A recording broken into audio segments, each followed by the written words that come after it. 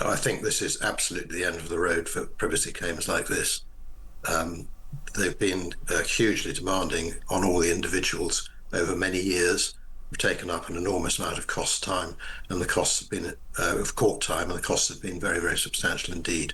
So I think this really is the end, assuming that the costs of the action which the judge has ordered are agreed or assessed in due course. Prince Harry has just 7 days to pay his share of an initial £9.5 million in legal costs for his failed privacy case.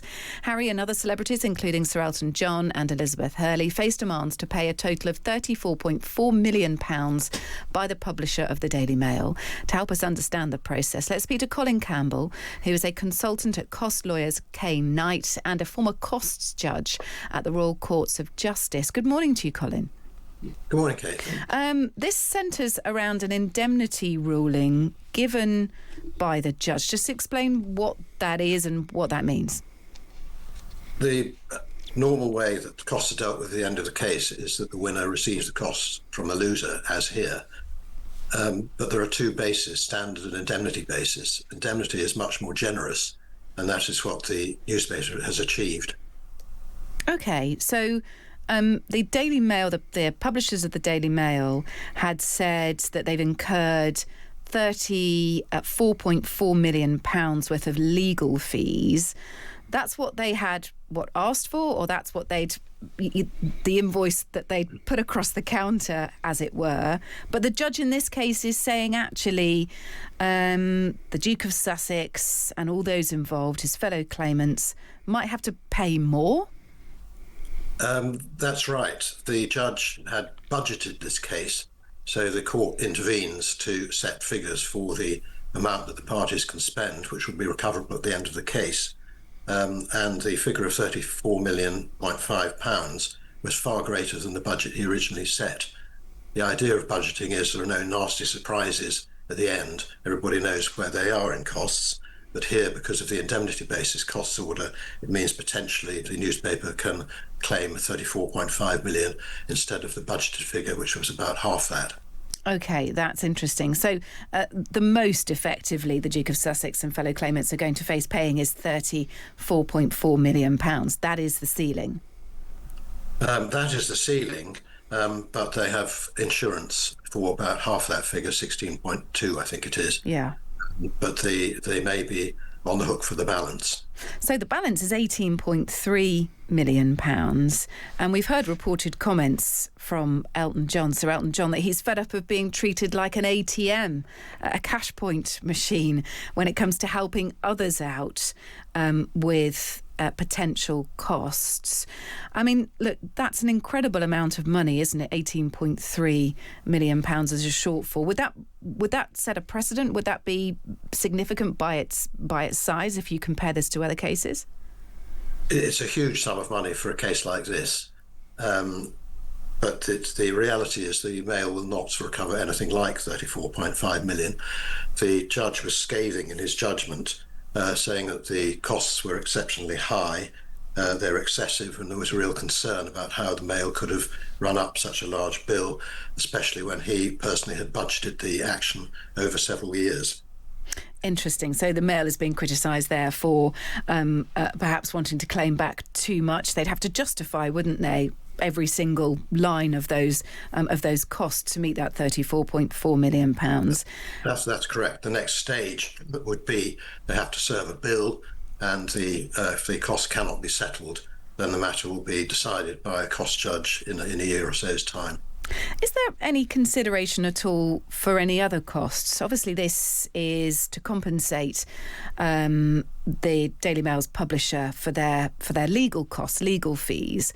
But could the publisher of the Daily Mail come after these claimants for any other amount of money, perhaps damage to the reputation of the Daily Mail and its publishers? Could there be further costs? No further costs arising out of this action at all. That they would have to start another claim against the claimants, and I think that's most unlikely. OK. And just sort of a legal point more generally on this, the decision here by the judge was prompted because of the the huge breadth of the case, but also because there were very serious allegations made against specific journalists at the Daily Mail. And those allegations were pursued despite a lack of evidence. One example given was that Mail executives were accused of lying to Lord Justice Leveson during his public inquiry in 2012. And those unpleaded allegations were put to witnesses at this trial. In other words, there was no basis to them back in 2012, and yet they were dredged up again and used as part of the legal argument in this case. Why did lawyers pursue the case in that way? That's a curious question. The judge was very critical of what were called the Leveson lies, where there were allegations that the editor of the Daily Mail and others had actually lied to the Leveson inquiry, and I believe that was one of the reasons for the indemnity basis costs order. Yeah. Why they continued to pursue those claims is really a matter for the claimants' lawyers, and the claimants would have taken advice. It's also worth just stressing that the judge never made any findings of dishonesty against the claimants. He said they gave their evidence in a straightforward, measured and considered way. So in those circumstances, it is slightly surprising that there was then so much criticism and the costs were ordered on the indemnity basis rather than the standard basis. There's been some suggestion that Prince Harry and others may have been emboldened by previous success. I know Harry won against the Mirror and against News Corp as well. And whether we've really reached the end of the road for privacy claims like this. What do you think? I think this is absolutely the end of the road for privacy claims like this. They've been hugely demanding on all the individuals over many years. We've taken up an enormous amount of cost time, and the costs have been of court time, and the costs have been very, very substantial indeed. So I think this really is the end, assuming that the costs of the action which the judge has ordered are agreed or assessed in due course. Yeah, and we'll debate a bit later on where this takes us in terms of similar cases and whether, celebrities have had too much power, felt too emboldened by previous success in legal cases like this, and whether we may see a close to that as well. Look, thank you for being with us. Really interesting. Colin Campbell, who's a consultant at cost lawyers Kait and a former cost judge at the Royal Courts of Justice. Do you have sympathy for those who have to pay out the costs of this, or actually should they just not have brought it in the first place? What do you think? I have some sympathy in the sense that it's absolutely shocking how much it costs to have a decision made by the courts on whether your privacy has been breached. It just shows that kind of justice is way beyond the reach of normal people, because even celebrities are going to struggle to pay that kind of bill. So, it's just a reminder that the only people who win in most battles are the lawyers who bleed people dry, whatever happens. But that said, these people tried to destroy a newspaper. They went out to destroy individual journalists and a newspaper, and had they won, they would have happily taken millions in compensation. That was the object of the exercise. And without getting into the flaws in the case and all that, I think that if you are prepared to take the win, you have to take the hit when it goes against you. And I hope that there is a sense now that newspapers on the whole in the UK are responsible, are governed very tightly. There are legal departments that, they have every single journalist has to answer to, so they don't publish lightly. And the courts have come out in favour of the Daily Mail. I'm happy for them. And, it just shows that some of these celebrities should have thought a little bit harder about actually throwing the dice, because their privacy had been, breached, and their kind of, elitist, wonderful lives had been infringed upon a tiny little bit.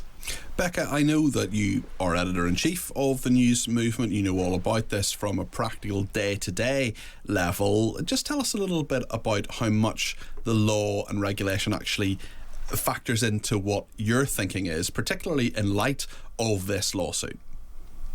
Well, firstly, as Guto says, we, as you said, we're all journalists here, and sort of trying to remain a little bit objective on this story can be a little bit of a challenge. But, we operate as journalists in the UK in one of the sort of tightest regulated media, landscapes in the world.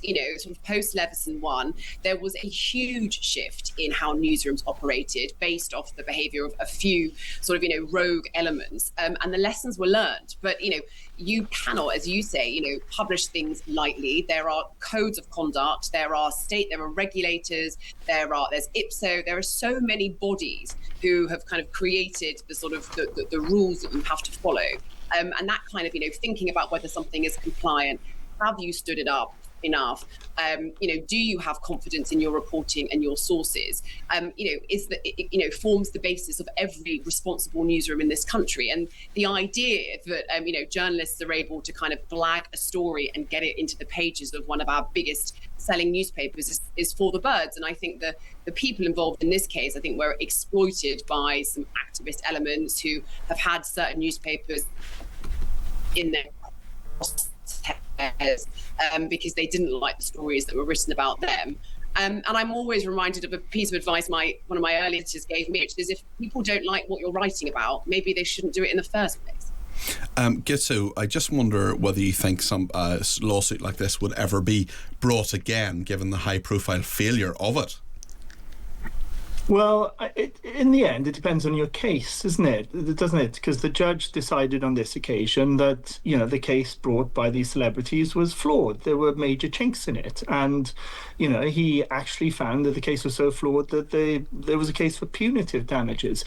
So that kind of case should not be brought. But if somebody is wrongly infringed upon, and certainly if you say something about somebody that is not true, then they can and should bring a case against you. And the onus of proof is on the journalist to prove that what he or she has said and on the newspaper is true. The onus of proof is on them. So the dice is quite heavily loaded in favour of the person who takes up the complaint as it is. So hopefully this will put people off. I think Rebecca's right. There were activist elements here, people who hate the newspapers, people who hate all journalists without differentiating between one and the other, and who think that because they're rich or powerful or privileged or royal, that they should be above the kind of scrutiny that the rest of us live with and sign up to. So yes, there will be more cases like this if the cases are right, but spurious cases, hopefully people will think twice about it. You've been on both sides of the divide, Gitsu, both as a journalist and indeed as someone who's sometimes trying to get journalists to stop writing things. I just wonder how much the law came into your mind when you were in Downing Street and in City Hall spinning. Actually, did you ever talk to journalists about the law? Did you ever remind them about the law? Maybe you felt you had to at points. Yes, if you have to resort to the law, then, it is a last resort from my point of view, not least because of the cost of it and because it formalises it.